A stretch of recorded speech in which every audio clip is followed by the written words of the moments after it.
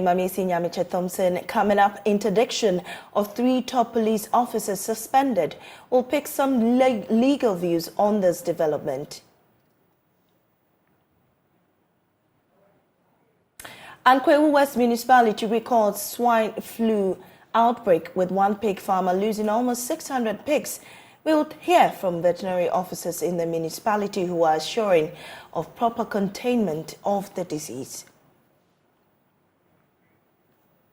Also, 8 million Ghanaians are illiterates. That's what, or they cannot read and write. That's according to the Ghana Statistical Service. How does that affect anything in Ghana's development?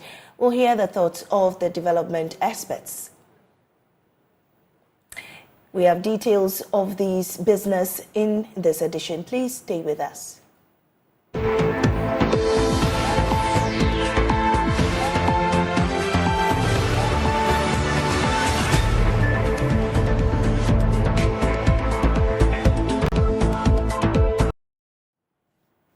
Let's start from the Kwewu West Municipality. The veterinary office there has confirmed the outbreak of swine flu in the municipality. A local farmer there has lost almost 600 of his pigs worth 2.2 million Ghana cedis to the outbreak. According to the veterinary office, although the disease doesn't pose threats to humans, it spreads rapidly. The affected farmer, Dr. Kwesi Owusu, is worried that the situation could erode the economic gains of farmers in the municipality if not contained quickly.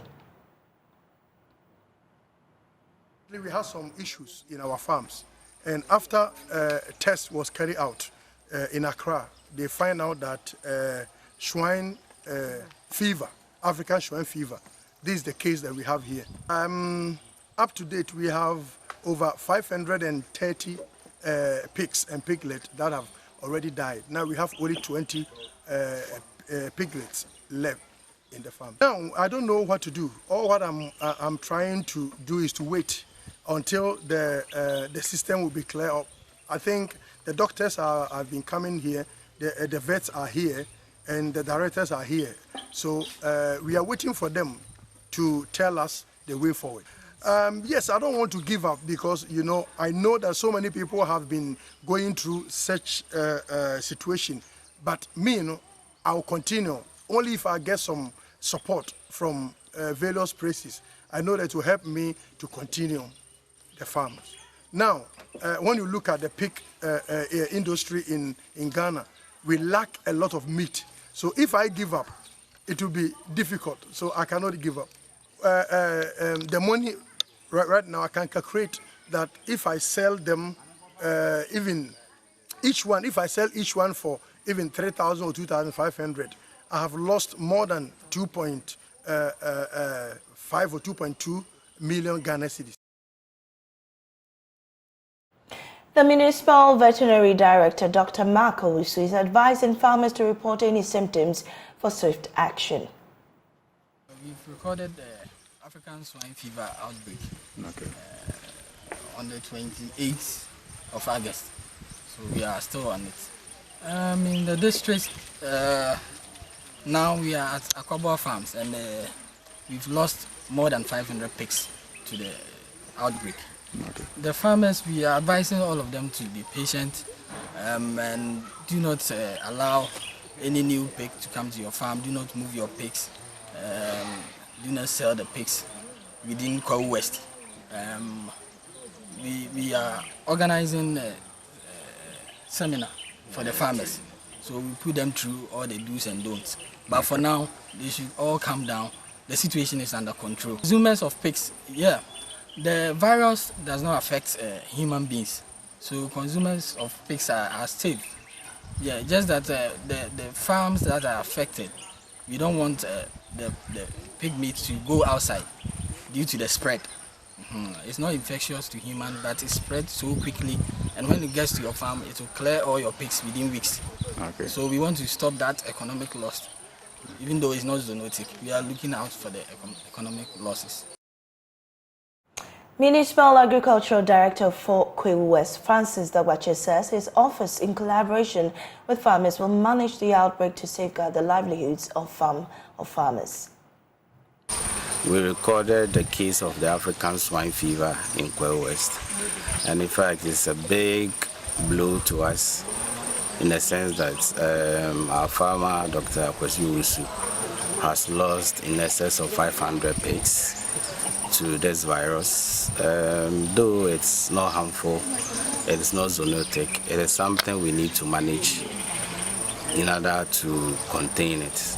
And also, he was a nominee we shortlisted for the regional livestock based farmer for the 39th edition of the National Farmers Day. We were only waiting for the inspection team to come around to conduct the inspection, and this catastrophe struck.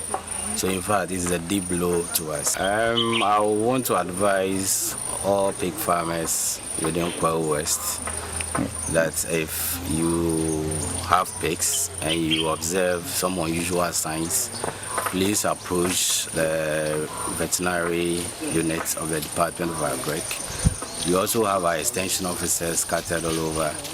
Please let them know so we contain the virus. British High Commissioner to Ghana, Her Excellency Harriet Thompson, has lauded Ghana's Parliament for amending the Criminal and Offences Law, which will stop the public from engaging in witchcraft accusations. The Commissioner said her outfit would continue to support initiatives that will stop the abuse of women and guarantee the rights of vulnerable groups in the Northeast region. She was addressing inmates of the Gambaga Witches Camp at Gambaga as part of her official visit to the region. The British High Commissioner arrived in the region in the company of high-value officers at the Commission. Madam Harrieta's arrival in the region coincided with a flood disaster that killed 8 people and destroyed several properties. The High Commissioner was also in the region at a time of increasing concerns about the threat from violent extremists and other security concerns owing to the recent repatriation of some Burkinabe nationals in the region and the escalation of violence in Boko. Her first port of call was the office of the regional minister at the regional coordinating directorate in the capital, Nalergu. The regional minister and his senior staff at the RCC received the commissioner and her delegation. It's an honor to have a person of your caliber taking time off your heavy schedules to call on the people of the Northeast region. But just to let you know that this is quite a very young region with a lot of challenges in our pursuit for development. It is because of those challenges that the people and the chiefs ask for the region, so that if we decentralize power closer to the people, we may be able to better prosecute our development agenda. A PowerPoint address of the situational report of the region was then presented to the Commissioner and her delegation. The Commissioner, while explaining the reason for the visit, extended her condolences to the victims of the recent flood disaster. I'm sorry to be coming at such a difficult time for this region.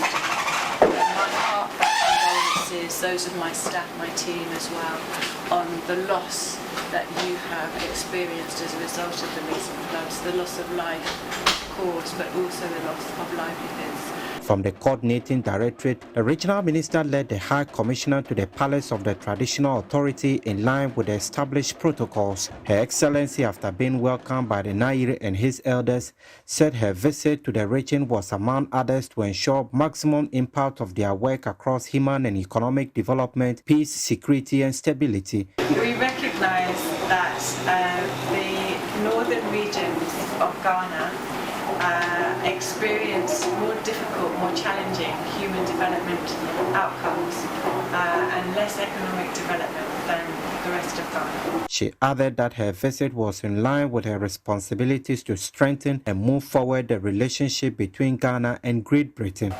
As the High Commissioner to Ghana from the UK, my responsibility is to strengthen that relationship still further and to to move it into the future. For me to be able to do that properly, I need to understand the whole of the country, not just sit in Accra and think that Accra is Ghana. The overlord, Nabohaga Abdullahi Mahamud Shariga, expressed his gratitude for the visit, but also acknowledged and praised the warm relationship between the two nations. The Nairi, however, made several requests for assistance, including scholarship program for students in his jurisdiction and relief items for victims of the recent flooding in the region. The High Commissioner's visit to the region also came as police are investigating the killing of a 60-year-old woman in connection with witchcraft accusations in the Yunyu Naswani district. From the Nairi, the High Commissioner ended her visit at the Gambaga witches camp, where she interacted with and donated food items to the inmates. We want to make it clear to Your Excellency. But before her interaction with the inmate, the High Commissioner visited the caretaker of the camp, the chief of Gambaga, and his elders. That the Gambarana does not go hunting for witches or dragging them to come here. The Gambarana rather serves as the director of a resettlement area. So this is a resettlement camp and not a witch camp. The palace, however, called for adequate education and sensitization before the passage of the bill. Nobody is against the law, but we know that there may be certain consequences behind it unless there is an in-depth education that will extend to the rural areas. Otherwise, in fear that when they declare anybody a witch, they will be arrested and maybe be sentenced. They may lynch them without the knowledge of anybody. The High Commissioner, speaking to the inmates, said her office will continue to work with local partners to ensure their rights and dignity were respected. We are happy that this law has been approved by Parliament that will stop people from being accused of witchcraft, because we don't want other people to be treated the way that some of you have been treated. Human rights are as important as anybody else's human rights. And so we will continue to work with Somtaba and with other people in Ghana who are supporting you to make sure that those human rights are respected and those of your children and your children's children. Ilyas Sutanko from Nalirgo for JoyNews. The Ghana Police Service has suspended the interdiction of 3 officers who were captured in a leak tape allegedly plotting the removal of the IGP, which is now a subject of parliamentary probe. In a statement dated September 7, the police indicated that the decision to suspend the interdiction, which was to make way for disciplinary proceedings in line with police regulations, was to ensure it does not affect the ongoing probe in Parliament. As such, the service noted that it would commence disciplinary actions or proceedings into the officer's conduct upon the completion of the probe. Following the interdiction of COP, Mr. George Alex Mensah, Superintendent Emmanuel Eric JB, and Superintendent George Osari, in connection with the leaked audio tape, the police administration will commence disciplinary proceedings into their conduct. And this is from the statement the police released. The 3 police officers were interdicted on Thursday, September 6, after a leaked tape emerged with the content suggesting a plot to oust the IGP. According to the former NPP Northern Regional Chairman, Bugri Nabo, who claims he recorded the conversation secretly, the officers are Director General Technical of the Ghana Police Service, Commissioner of Police Alex George Mensah, Superintendent George Asari, and Emmanuel JB. On Thursday, security analyst Adib Sani had said the interdiction of the police officers was ill-timed. Legal practitioner Kweku Pentil has been sharing some thoughts on the development. He spoke on the AM show with Samuel Kojobrace. Issues that are there and how to resolve them from an institutional point of view. So at the end of it, my prayer is that the outcome of the current inquiry, the reports that come out of it, will not start to attract the dust. We do them. Ghana has a good case of setting up inquiries that come up with fact report with the best recommendations, and then immediately thereafter they begin to gather dust, as they say. They begin to gather dust because somebody shelves them, and then that's the end of it. So that's, other than that, all of this that's going on, this is just, in my honest view, I mean, a tip of the iceberg. In other words, somebody just happened to have caught these people in the manner that they do. How about all the other people whose communication we have not heard? How about everybody else who is doing all manner of things? So it's the police service which has come under the microscope. Let us see and let us study the report which will come out. As for heads that will roll, I don't want to comment about that. But as a lawyer, let me show you my worry and my concern. There are two aspects of law. First, we've got what we call the substantive law. The substantive law is what states. I mean, it's stated in the acts, in the laws, in the whatever, do this, don't do that. There's also what we call the procedural law. Procedural law is as much part of the substantive law. And that's when people get into difficulty, they begin to talk about technicalities. Let people understand that technicalities is part of the law. So, for instance, when we look at the police service regulations, it specifically provides when and under what circumstances that somebody, for instance, can be interdicted. But you know, what has happened between yesterday and today, that alone could mar, like it has potentially caused this embarrassment and this confusion, and then somebody can then form a view that by reason of what has transpired, these men who are the subject of this inquiry are not likely to receive a fair hearing.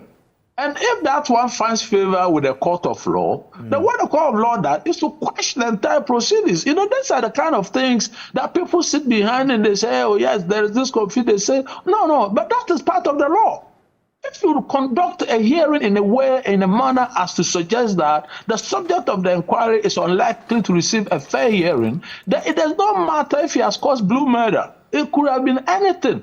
So where we find ourselves now, I think that the police service must make up its mind if it's got evidence outside what is before the parliamentary inquiry. All right. To take these people to their service inquiry. If they have, then of course they should offer them the best of opportunities and everything in accordance with the regulations to respond to the issues. And at the end of the day, if anybody is found culpable, because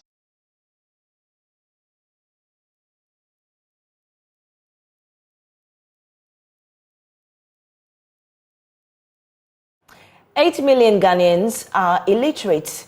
In other words, they cannot read or write. That's according to the Ghana Statistical Service. As the world marks World Literacy Day today, we asked how does Ghanaian situation affect development in general.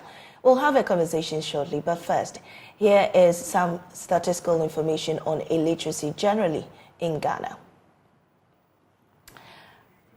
The theme for the celebration today is promoting literacy for a world in transition, building the foundation for sustainable and peaceful societies. Now, 8 million Ghanaians are illiterate. This means they can neither read nor write in any language. And according to the Ghana Statistical Service, 1 in 4 persons is an illiterate. So out of every 4 Ghanaians, 1 is illiterate. Now, this is the data that is coming from there. 10% of illiterates are concentrated in 9 districts in Ghana. We have the Tamale Metropolitan Assembly, Nanumba North as a municipality, East Mamprusi Municipality, Sanerugu Municipality, Kushegu Municipality, West Mamprusi Municipality, Central Gonja Municipality, and also Ketun South Municipality and Boku West Municipality. And I think from the graph, we can see that the Tamale Metropolitan Assembly has the highest of about 123.4 thousand, making the massive amount of 10% of illiterates concentrated in that district. And with this, 9 out of the 16 regions in Ghana had at least one district with more than half of its population being illiterates. On the screen, you have illiteracy not only limits the full development of individuals and their participation in society, but also has repercussions throughout life, affecting a person's family environment, restricting access to the benefits of the development, and then hindering the enjoyment of other human rights. And because they cannot read nor write, they may not have access to any knowledge that can benefit them as humans living in a particular environment. Now, the impact of illiteracy can be divided into the following categories: health, education, economics, and social integration and cohesion. Now, illiteracy among adults increases present and future socio-economic vulnerability and is a significant factor in the production or reproduction of such vulnerability through children. And now let's go on to Zoom now and speak to Nicholas Isaka. He's with Ghana, who is a development expert. Good morning, sir, for your time here on News Desk. You are a development expert. What does this mean to you? That I have lineages with a particular political party. Whether the person Can you just confirm? I think we are having an issue with our phone line, but let's go back and speak to him. We're grateful for your time, Mr. Nicholas Isaka. You are a development expert. What does this information mean to you? Of the National Service Personnel Association.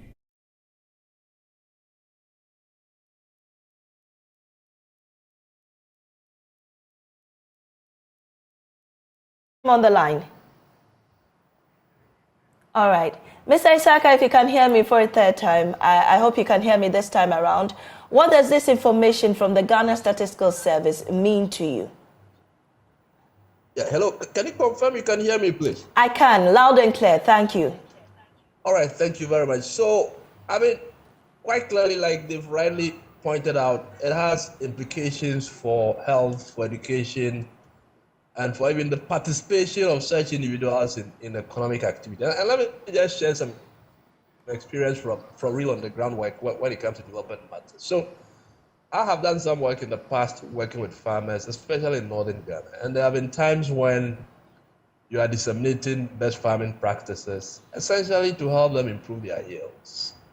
But then the reality is this. I mean, there are some of the practices that you go and you don't even have a local language version for the word you want to use. So invariably, maybe during training sessions, you may have pictorials just to ensure that the message is sent down there.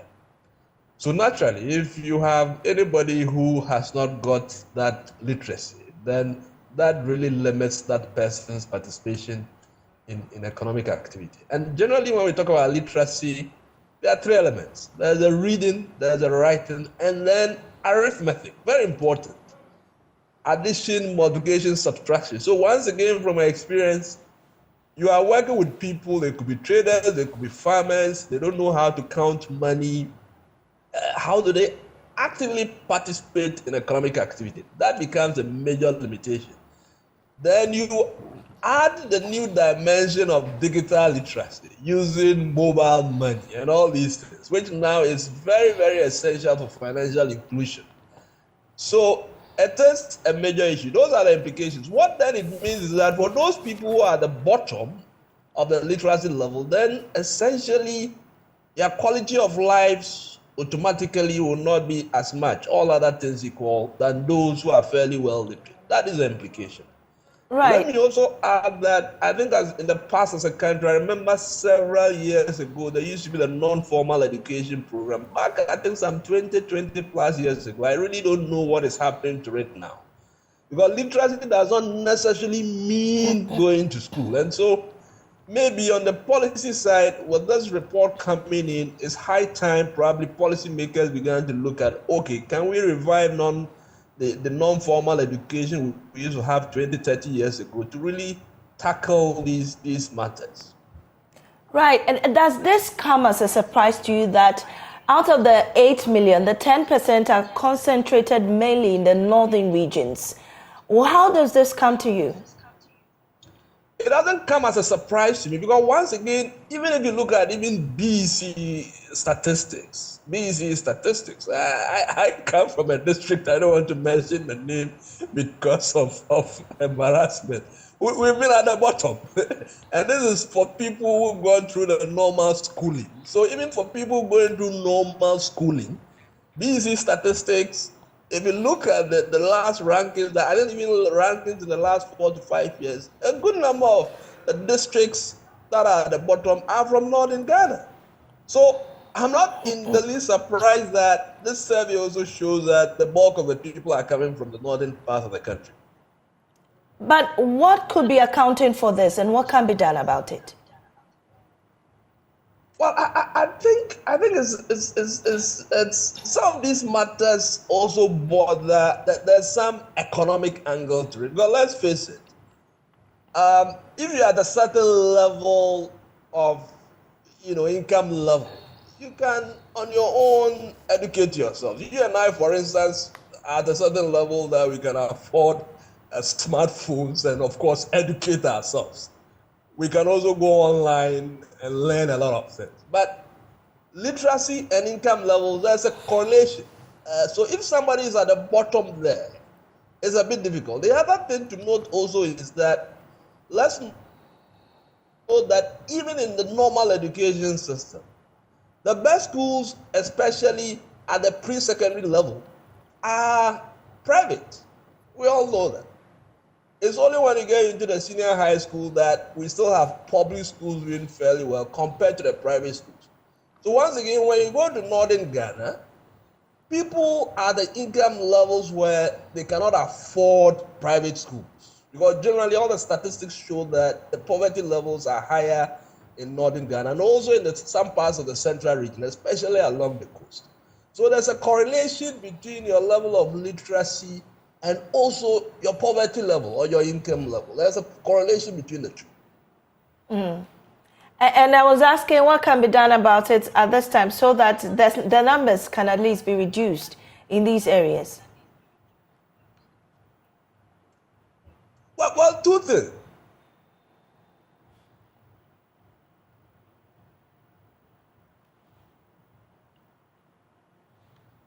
Do we still have you, Mr. Isaka?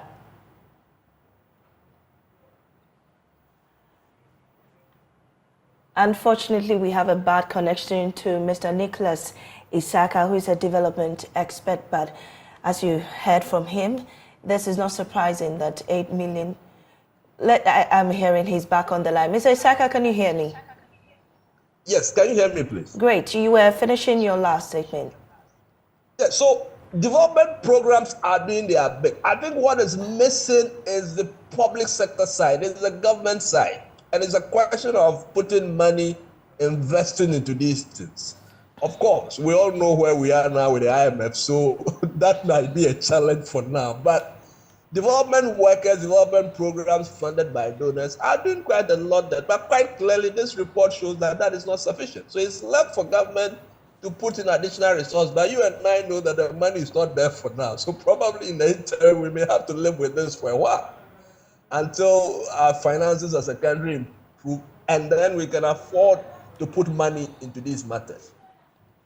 Grateful for your time here, Mr. Nicholas Isaka Bana, who is a development expert. Now, the Director of Tertiary Education at the Ministry of Education, Dr. Yaya Jakaji, has disclosed that only 20% of senior high school leavers gain admission into the tertiary level due to the limited number of universities in the country. The situation, according to her, is greatly affecting numbers of students pursuing tertiary education. Dr. Jakaji, who was speaking during a visit by the Ghana Tertiary Education Commission to Akumadan to access the level of work at the newly built Akumadan Local Government University, says there's the need for the establishment of more tertiary institutions to help accommodate more students. And Asabit has more. For the foreseeable future, continue to accept only a fraction of applications due to the lack of space to accommodate them. Director of Tertiary Education at the Ministry of Education, Dr. Yaira Jakadi, says only 20% of senior high school leavers gain admissions into the tertiary level, and there is the need to add up to the number of public universities in the country. Basically, it is a dream of government to open more tertiary institutions to add up to the existing ones. We have the gross tertiary enrollment ratio, which currently stands at 20%. So this means that out of the students that we turn out of our secondary schools, it's only 20% that access our tertiary institutions. One reason is that we don't have much more of these tertiary institutions in the country. So expanding the tertiary education level means that we have to add on to the existing ones we have. The government, as part of its quest to address this worrying menace, is working towards establishing more universities in some parts of the country. Here in Akomadan, in the Ofinsu North constituency, a Virgin University is currently under construction. Member of Parliament for the area, Augustine Collins Ntim, who is today hosting a team from the Ghana Tertiary Education Commission, is hopeful that the institution, when completed, will help grant access to a number of senior high school graduates. Today's visits by the team of experts, give a toast to my dream, and with the kind of recommendations that they are given, and I am happy that in no time it's going to be open. And it has been one of the visions of His Excellency the President, because he's churning out graduates from the senior high schools, now made access of senior high schools to every Ghanaian, whether you have money or all that.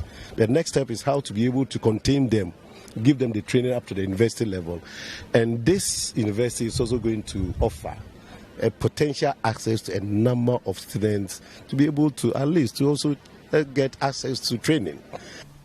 He disclosed that his dream of making Ofinsu North a hub of education is on course, as several other educational institutions are in place to help realize that dream.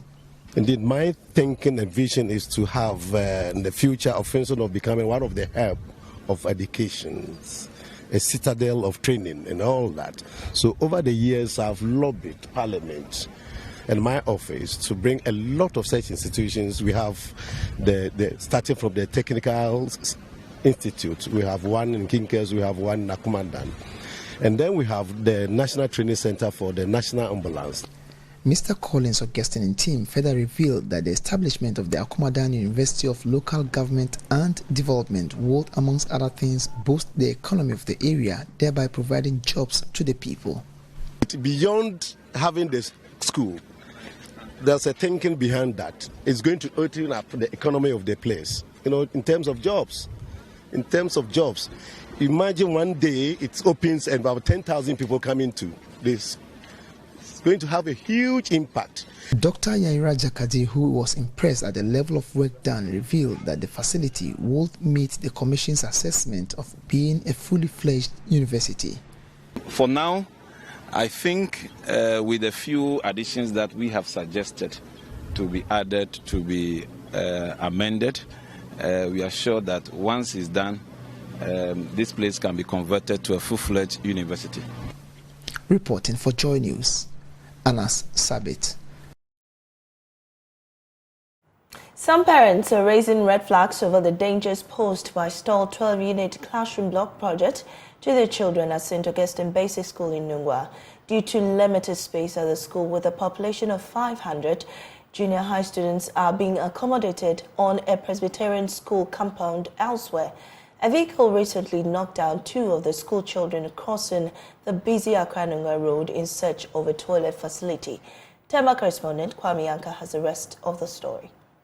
The St. Augustine Basic School 12-unit classroom block project in Nungwa started about 8 years ago under the then Lejokuku Krowo Assembly to replace the existing structure at the time over safety concerns as well as growing population. However, due to split of Lejokuku Krowo municipality into Lejokuku and Krowo municipalities around 2018, it says to have affected the pace of the project. Junior high school students of the school are accommodated at the Presbyterian school compound at Nungwa Mami. Past students and parent Sandra Otu, in an interview with JoyNews, shares how she is alarmed anytime the child leaves home for school. It's currently here, but he has to cross the road to the other place because now the JHS are sharing with the Presby school. It's not safe because last time he came home and to give us complaint about his two mates being knocked down by a vehicle because of they have to leave here to the other side. And coming here today, I'm sad because when I was here, we have access to the toilet facilities and all that. Some pupils are pleading with authorities that be to do the needful. The school have no toilet. We have no toilet. Either when the teacher is teaching, we lose the teaching. We can't sit down and learn. So we need to go out and poo-poo. The time we will come back, the lesson is over. Our school is not completed. We beg him to come and complete our school for us. When we are in school, others have running stomach, so they need to go out to the washroom. And something can happen to them anywhere. While the teacher is teaching, then we students, we are going out to visit the washroom. It's a problem which we are facing in this school. School Management Committee Chair Paul Odum says the pupils are exposed to danger due to the uncompleted project. They will be moving to the other side because the facility is here, and that is Nungwa Mami. That's where the school is. And because of this balustrade, we can't accommodate the P6 kids here. But it will be very risky to leave this balustrade here. If you can see them here, you can't leave the open space like this for these kids. And we don't want any risk or accident. And Presby too, they also need their building. So that's the reason why we want to maintain the case here as we are entering into the next academic year. Assembly member for Nkpo electoral area, Labaran Abdullahi Osman, who doubles as the Social Services Committee Chair at Krowa Municipal Assembly, says several steps have been taken for the completion of the building. Tracing the document has become an issue. We have to find a way of making things more clearer to whoever will be giving the contracts. I have met the contractor here before. He came on site.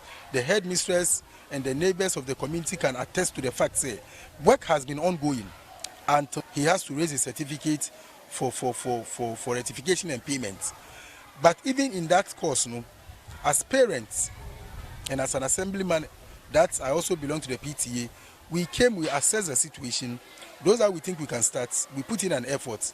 Eventually, the contractor is back on site, trying to do the most importantly, the place of convenience, both for teachers and students.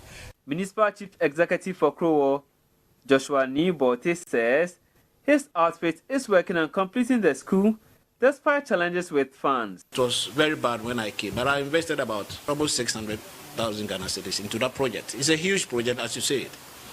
So there's a contractor on site. He's almost finishing with the toilet facility. The information I have is that the whole facility is finished, especially the washrooms. They are left with the connection of the water from Ghana Water so that they can fully use it. Yes, they don't have a toilet facility. It's a challenge for them.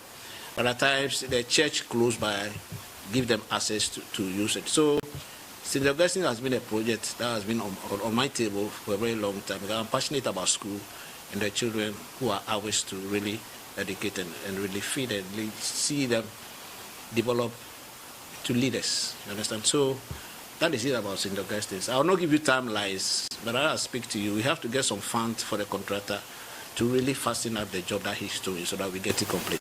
Meanwhile, Parent Teacher Association Chair of St. Augustine Basic School, Julius Aoku Dagbi, believes completing the stalled project will ensure safety of the awards and cut down loitering. Kwame Yankes reports for JoyNews. Upper West Regional Minister Dr. Hafiz bin Saleh has urged personnel of the National Service Scheme not to be discouraged by the challenges they are currently facing at their post. Instead, they should see their service as an opportunity to contribute to development of the country. Speaking at the Upper West Region's version of the 50th Anniversary Remembrance Day, Inwa noted that it is a springboard to their future success. Now, JoyNews Upper West Regional Correspondent Rafiq Salam has more. Staff of the National Service and executive members of the National Service Personnel Association, NASPA, were joined by Upper West Region Minister Dr. Hafiz bin Sali at the conference room of the Upper West Region Coordinating Council to watch a virtual live show of the national remembrance of the 50th anniversary of the National Service Scheme. Upper West Regional Director of the NSS, Dawusu Daniel, fed through light on the program. The National Service, we know, started in 1973 by Ignatius Kuntun Achampon. Today, the 7th of September marks the exact day he assented to the decree that established national service. So we know we have lost a lot of heroes, service persons and staff during the day. So we've decided that today we will use the day to remember them and give them some respect. Dr. Bin Sali recalled with nostalgia his 31 years ago as a national service personnel, which he said has impacted on his life. I did my national service with the then Ghana Water and Sewage Corporation, Ghana Water Corporation now. I have no regrets whatsoever. I learned a lot, and all the things I learned at that time are impacting in me. He urged national service personnel in the country not to be deterred by the challenges they are currently encountering, but should spur them on to greater heights. And this gives you the opportunity to have a feel of what people are doing to make our country a better place for all of us. I will therefore entreat each and every one of you not to be deterred by the challenges, but to be spurred on to give of your best as you contribute to the forward march of our dear country, Ghana. At exactly 11:45 a.m., there was a flag raising ceremony at the forecourt of the Upper West Regional Coordinating Council, where a 2-minute silence was observed for departed souls and the sounding of the last post, aided by personnel from the Ghana Armed Forces and the Ghana Police Service.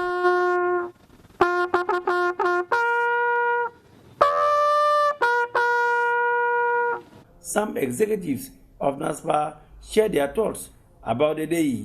Today is worth remembering because it's to remember all the past NSPs who are dead currently, and today is really a memorable day for us. Thank you. Are you proud to be a national service personnel? And tell me why. I'm very proud to be a national service personnel because I'm serving the country, that is Ghana. So it's good that we also maybe go through history to also know the people that have contributed their quota to support national service. So I think it's a very good initiative that they have given to us. Though they thank the government for the increase in the monthly allowance, they believe it is peanut that can hold both body and soul together. 559 is actually too small. When you take 559, you go to the market. It will surprise you that you only buy some few tubers of yam and then tomatoes.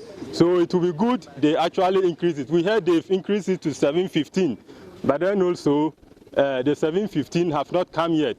It is something we are actually expecting, and we are praying that they send it to us. Reporting for JoyNews, Rafik Salam. Wow.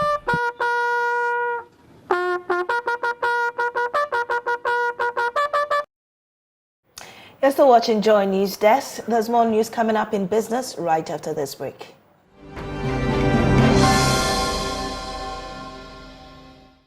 Hi, good morning. Welcome to Business. My name is Darryl Kwao. The Ghana Export Promotion Authority says it is working to improve its performance for non-traditional exports for 2023. The authority recorded $3.5 billion in non-traditional export revenues in 2022. Manufactured and semi-manufactured products contributed the most. Now, Chief Executive Dr. Ifwasa Biasari says the authority will deploy innovative means to add value to its products to increase export earnings. She was speaking at the GEPA 80th National Exporters Forum in partnership with Access Bank Ghana PLC. Here's more. The Ghana Export Promotion Authority said it is dedicated to providing comprehensive support, particularly in the area of value-added goods.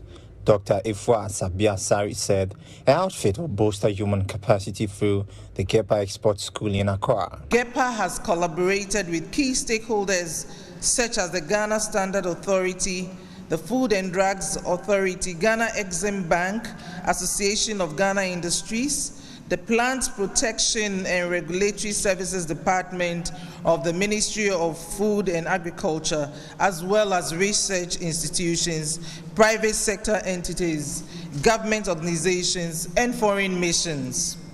In 2022, Ghana recorded non-traditional export revenues of 3.5 billion USD, with the manufactured and semi-manufactured products sector contributing the most.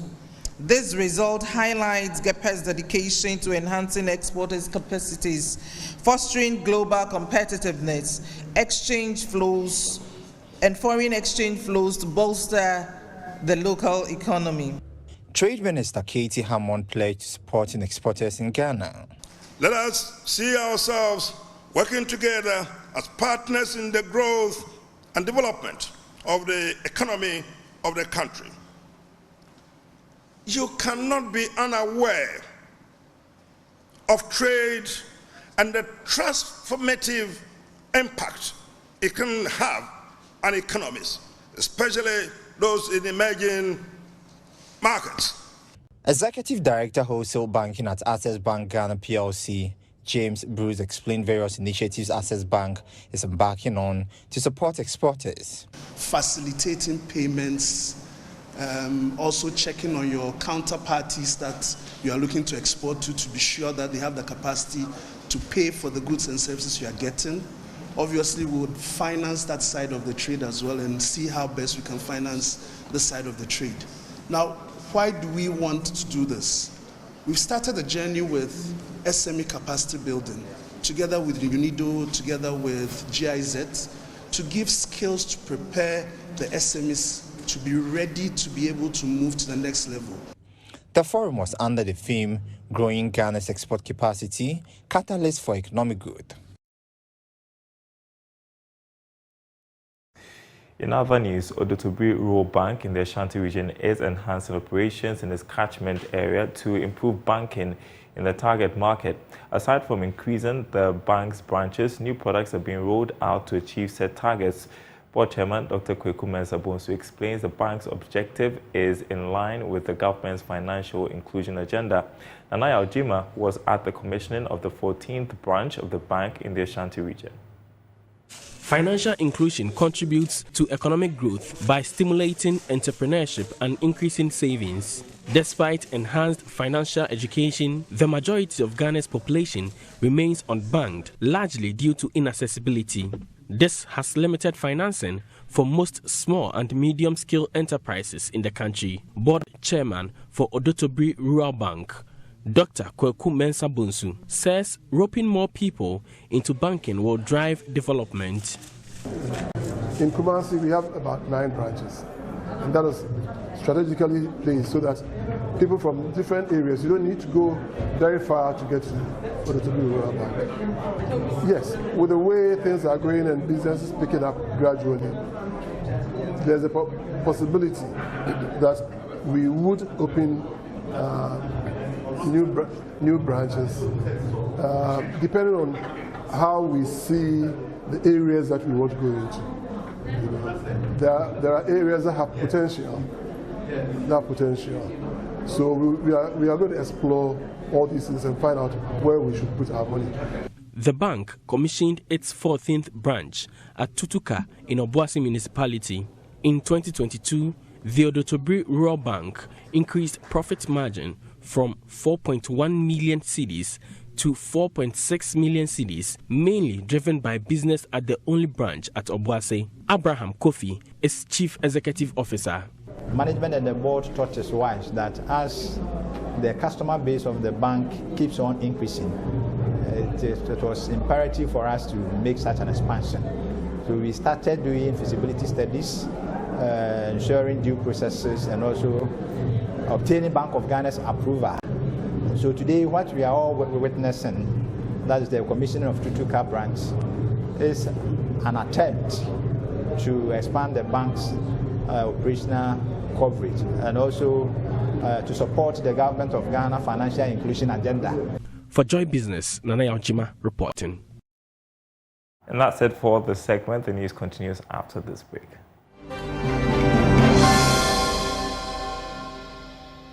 And that's all we have here on Joy News Desk. We'll be back at midday with Joy News Today. There's more news on myjoyonline.com. I am Amiesi Nyamiche Thompson. See you at midday.